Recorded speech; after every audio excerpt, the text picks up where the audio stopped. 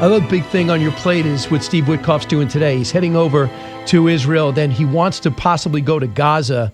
We have allies, UK, Canada, and France, all either threatening to or have already done, recognizing a Palestinian state. That's over. No! It's the end of the world, guys. We have recognized a Palestinian state. It's like the one group of brown people who are incapable of governing themselves. What? G7 countries are saying that this specific group of brown people is finally able to govern themselves? This is a revelation. Actually, I'll just make this into a... Yeah, I'm just flowing from the Russian collusion into the Zionist insanity. Even though I guess I would consider myself a Zionist, but not in the way that Zionist is being like absurdified into this like supremacist ideology. I know a lot of people disagree about what Zionism even means, so I don't even use the word. 140 in the UN. How does the U.S. view this move? Irrelevant. It's irrelevant. I mean, it's annoying to some, but it's irrelevant. It doesn't mean anything. First of all, none of these countries have the ability to create a Palestinian state. There can be no Palestinian state unless Israel agrees to it. Number two, they can't even tell you. It's not irrelevant when you literally have the United States, instead of confirming a Palestinian state, doing the exact opposite. Right? They're confirming Greater Israel by saying that settlements and Jewish supremacist Zionist terrorists in the West Bank are legal, lifting sanctions on known terrorists in the West Bank, settler terrorists who throw firebombs into Palestinian homes and sweep them off their property, and then create outposts which are then retroactively legalized by Benjamin Netanyahu. It's like we're doing the exact opposite, and it is very, very meaningful because we're saying that the pinnacle of illegal immigration, which is West Bank settlements, the pinnacle of undocumented immigrants who commit crimes, by the way. If you want an undocumented immigrant crime crisis, look at the West Bank. Don't look at America, because undocumented immigrants here don't commit that many crimes. But over in Israel, the settlers are doing 4 or 5 per day now, instances of settler violence. And none of them are being prosecuted by the IDF in a military occupation, which should be airtight police-wise. There should be no crime there. It's a military occupation, but the IDF is just letting this stuff happen. If you look at the IDF crime statistics, they are the most incompetent police force in the history of the world. Like, there was a thing published, I think by the UN or some other agency, 2005 to 2023, there were 8,000, I think, instances of settler violence. Now, this is before settler violence really ramped up, leading up to October 7th and after October 7th. This is before it ramped up. 8,000. About 2,000 were investigated. Now, the UN came in and said, of those 2,000, probably, they took a sample of it, 80% were incomplete. Now, 80% of those investigations were incomplete. And then of those 2,000, they got, I think, 100, they got 50 convictions, and they indicted 100 people.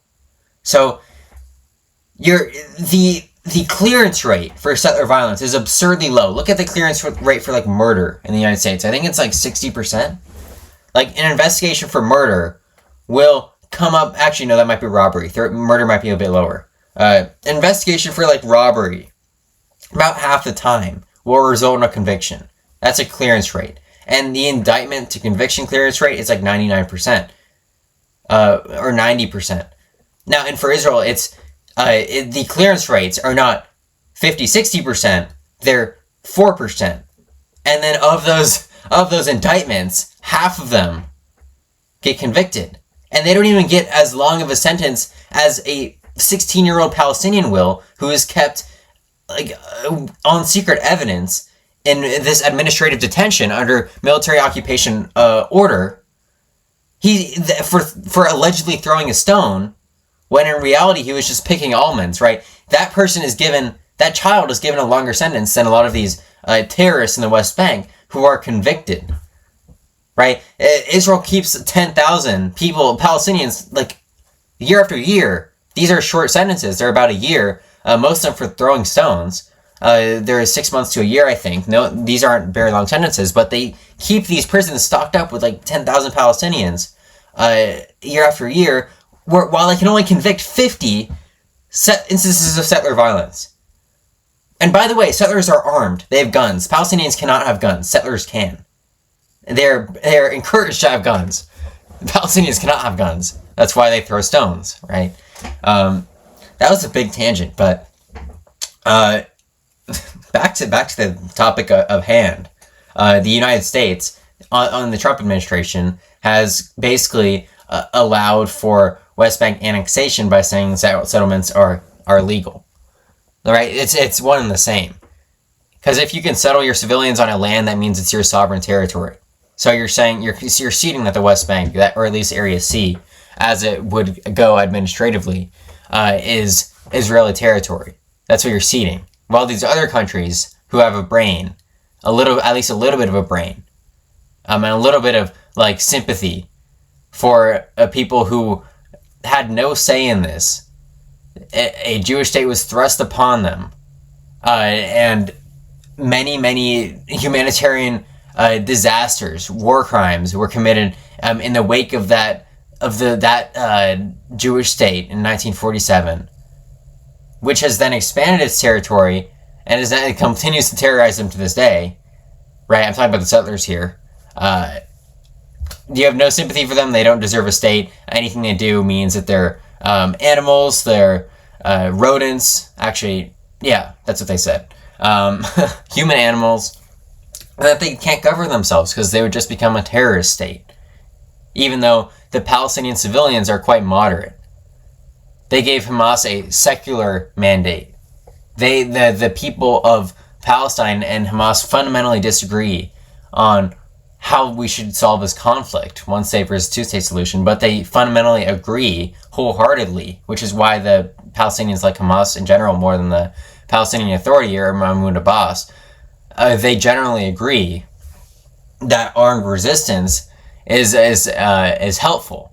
And this came after the Palestinians had a decade and a half of watching the Oslo peace process fall apart and watching the Israelis elect a prime minister, Benjamin Netanyahu, who ran his campaign on destroying Oslo. So, yes, this is a very good thing. Where this Palestinian state is, they can't tell you who will govern it. And I think number three, it's counterproductive. Hamas won't govern it. If they get a Palestinian state, Hamas said they already lay down their arms. The Palestinian Authority would govern it. And I don't know what would happen to elections. If they got a just solution, Hamas would not be elected in its same capacity because there would be no need for armed resistance. The Palestinians would have already gotten what they wanted.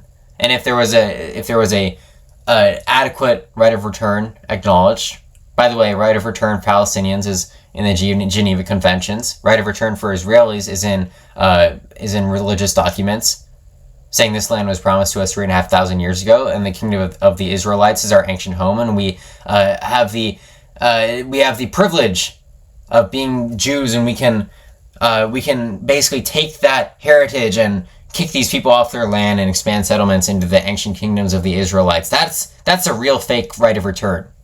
And Jewish people to the West Bank, Judea and Samaria, as the terrorists call it. So think about it now. If you're Hamas, you're still holding 20 innocent people as hostages. You're holding the bodies of over 50 of the people you massacred, raped, and killed during this on October 7th of 2023. You're sitting there hiding in some tunnel somewhere as cowards. And then you're reading or hearing in the press that all of these countries are rallying to your side because this is the Hamas side. At the end of the day, the Hamas side is the Palestinian statehood side. So you are creating this reward. And by the way, they are hurting ceasefire talks because Hamas is sitting there saying that's the problem with the UK statement. The UK is like, well, if Israel doesn't agree to a ceasefire by September, we're going to recognize the Palestinian state. So if I'm Hamas, I say, you know what? Let's not allow there to be a ceasefire. If Hamas refuses to agree to a ceasefire, it guarantees a Palestinian state will be recognized by... I didn't know they made a contingent. That's kind of worse. Like, they shouldn't be contingent on that. But who knew Marco Rubio would educate me today? I guess I don't know everything about these ceasefire negotiations because they're always falling apart and there are always new ones. So, the Palestinian state side is the Hamas side, whatever. I guess. I mean, that is one thing Hamas has in common with the Palestinian people. They want a sovereign state. What a genius. I can't believe he made that connection. Anything Hamas says is automatically invalid, even though Hamas was elected on a pretty secular mandate, not an Islamist mandate, not a referendum pre-Balfour mandate, like Khomeini would have wanted, or like Nasrallah would have wanted. More of